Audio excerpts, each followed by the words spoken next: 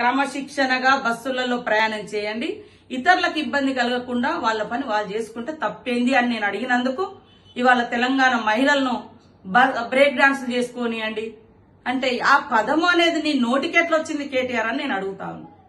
కాబట్టి తెలంగాణ మహిళలకు ఈరోజు క్షమాపణ చెప్పాల్సిన అవసరం కేటీఆర్ కు అదేవిధంగా బీఆర్ఎస్ పార్టీకి ఉందని తెలియజేస్తా ఉన్నా.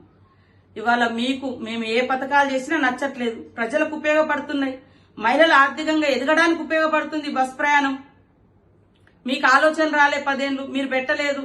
మేం పెడితే రకరకాల మార్పింగ్ వీడియోలు చేస్తున్నారు, తప్పుడు ప్రచారాలు చేస్తున్నారు. అసలు బస్సు ప్రయాణాలలో చేసేటోళ్ళే తప్పుడు మనుషులని తప్పుడు ప్రచారాలు చేస్తున్నారు మీ సోషల్ మీడియాల ద్వారా.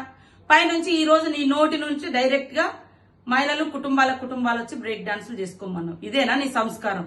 ఇదేనా మీ తండ్రి నీకు నేర్పిన మహిళల పట్ల గౌరవం?